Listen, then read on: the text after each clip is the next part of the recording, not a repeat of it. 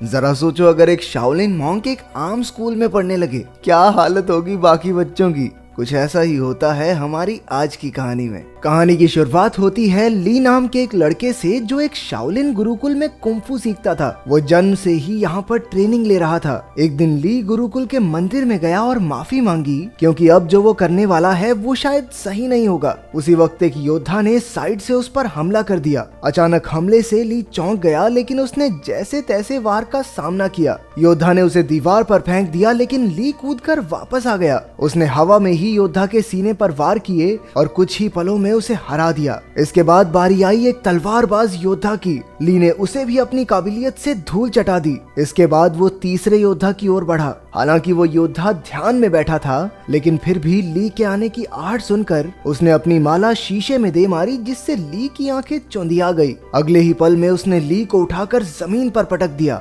योद्धा बस जीतने ही वाला था कि ली फिसल कर बच गया और फिर दोनों में जबरदस्त लड़ाई शुरू हो गई। अंत में जीत ली की ही हुई। फिर वो मंदिर में सर झुकाकर बाहर चला गया। गुरुकुल के टीचर ने उसे बताया कि परीक्षा में उसने सबसे ज्यादा हुनर दिखाया है, इसलिए उसे शहर के नए स्कूल में जाने का मौका मिलेगा। शहर में वो 3 लोगों के परिवार के साथ रहेगा, जिसमें 2 बच्चे और एक उनका पिता है। वो आदमी दरअसल एक साइंटिस्ट है जो गुरुकुल के टीचर को जानता था। इसके बाद ली नए शहर की ओर रवाना हो गया। नए स्कूल में एक 15 साल का लड़का फैंग था, जो टाइकोंडो का खिलाड़ी था। उसकी छोटी बहन शैन शैन अपने भाई से बेहद प्यार करती थी। स्कूल के टाइकोंडो क्लब को लैन संभालती थी। वो फैंग के मुकाबले देखकर उसे उसकी कमियां बताती थी, ताकि वो और बेहतर हो सके। लैन का भाई तो एक नंबर का पेटू था। उसे हर वक्त खाने के सिवा कुछ नहीं सूझता था। वो चारों अच्छे दोस्त थे और आसपास ही रहते थे। दरअसल ली लैन के घर ही रहने आने वाला था। उनके पिता डॉक्टर हैन कड़ी मेहनत से काम में जुटे थे। उसकी पत्नी कई साल पहले गुजर गई थी, तो अब वो काम में मस्त रहता था। वो एक खास डिवाइस तैयार कर रहा था, जिस पर शहर के गुंडों की नजर थी। डॉक्टर हैन ने बच्चों को कॉल किया, पर लैन खुश नहीं थी, क्योंकि उसके पिता कभी घर ही नहीं आते थे। डॉक्टर हैन ने जल्द ही आने का वादा किया और उन्हें एक तोहफा खोलने को कहा, जो उसने घर पर भिजवाया था। असल में उस डब्बे में वही डिवाइस था जो वो गुंडे चुराना चाहते थे। तभी ली ने दरवाजा खटखटाया और लैन उसे अंदर ले आई। वो उसे उसका कमरा दिखाने ले गई और उधर उसके पिता को गुंडों ने बंदी बना लिया। उस गैंग के लीडर लैरी ने डॉक्टर हैन को धमकाकर उससे वो डिवाइस मांगा। डॉक्टर हैन ने कहा कि ऐसा तो कोई डिवाइस है ही नहीं। उसने बताया कि वो तो एआई टेक्नोलॉजी पर काम कर रहा है, जिससे कि उसके बच्चे अपनी माँ की आवाज वाले रोबोट से बात कर सकें। लेकिन लैरी को उस पर विश्वास नहीं हुआ। उसने सीसीटीवी फुटेज से पता लगाया कि वो डिवाइस तो डॉक्टर हैन के घर जा चुका है। फिर लैरी के 2 चेलों ने आगे बढ़कर डिवाइस चुरा कर लाने का जिम्मा ले लिया। स्लॉपी और फिस्ट काफी खुश थे, क्योंकि गुंडे बनने के बाद ये उनका पहला मिशन था। उन दोनों ने अजीबोगरीब कपड़ों से भेष बदला और लैन के घर के बाहर जाकर खड़े हो गए। उनमें से एक ने रात को अंदर घुसने का फैसला किया, लेकिन फिर दूसरा कहने लगा कि बच्चों ने स्कूल चले ही जाना है, दिन में चुरा लेंगे भाई, क्या हो गया। घर में ली नए शहर के तौर तरीके सीख रहा था। उसने लैन को टाइकोंडो मैच देखते हुए देखा, तो उसे भी ये खेल दिलचस्प लगा। रात को जब वो ध्यान में बैठा, तो यू की वीडियो गेम की वजह से उन दोनों में बहस छिड़ गई। लेकिन जल्द ही दोनों मिलकर वीडियो गेम का मजा उठाने लगे। उधर लैन ने अपने कमरे में जब वो तोहफे का डिब्बा खोला, तो उसमें एक पांडा की चेन निकली। वो नहीं जानती थी कि दरअसल ये पांडा वो पेन ड्राइव है, जिसके पीछे वो गुंडे कब से पड़े हैं। जब लैन ने बटन दबाया, तो पांडा ने उसे पासवर्ड रखने को कहा। तभी लैन ने कहा कि कैसा पासवर्ड, और अनजाने में यही पासवर्ड सेट हो गया। फिर पांडा को ऑन करने पर उसे पता चला कि उसमें उसकी माँ की आर्टिफिशियल इंटेलिजेंस वाली आवाज है। अगली सुबह ली यू और लैन के साथ स्कूल के पहले दिन के लिए निकल पड़ा। उन दोनों गुंडों ने बच्चों को बाहर जाते देखा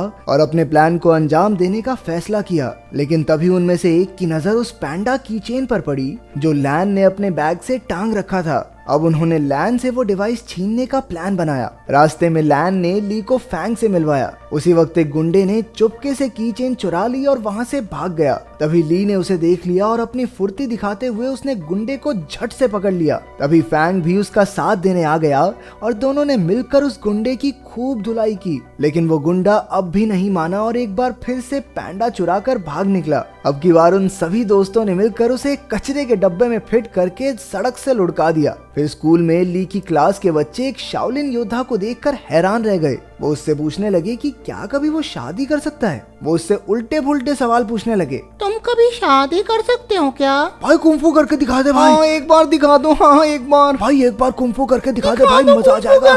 आखिरकार टीचर ने उन्हें शांत करके कहा कि ये सब खेलने के पीरियड में करना। खेलने के पीरियड में उनके कोच ने बताया कि अगले महीने उनकी चुस्ती फुर्ती की जांच होगी और जो कोई इसमें पास नहीं होगा वो अगली क्लास में नहीं जा सकता। ये सुनते ही यू की हालत पतली हो गई क्योंकि वो बहुत मोटा था। भगवान जानता है भाई साहब कितनी मुश्किल से चलते थे। फिर कोच ने सबसे 100 मीटर की दौड़ लगवाई। ली ने तो समय से पहले ही 2 चक्कर पूरे कर लिए, जबकि बाकी बच्चे अभी पहले चक्कर में ही थे। इसके बाद उन्हें पुशअप्स करने के लिए कहा गया, जिसमें अपना ली पहले से ही माहिर था। उसने 100 से भी ज्यादा पुशअप्स किए और बाकी बच्चों से तो 2 भी नहीं हुए। बाद में तो उसने एक हाथ से पुशअप्स करने शुरू कर दिए। उसकी काबिलियत देखकर सभी बच्चे कूदने लगे। फिर बारी आई ऊंची छलांग लगाने की। ये तो ली के बाएं हाथ का खेल था। बेचारा यू तो मुंह के बल नीचे गिर पड़ा। वहाँ डॉक्टर हान की लैब में लैरी ने उन्हें कुर्सी से बांध रखा था और उसे गोल्फ बॉल से पीट पीट कर परेशान कर रहा था। रात को वो दोनों गुंडे मौका देखकर लैन के घर में घुस आए।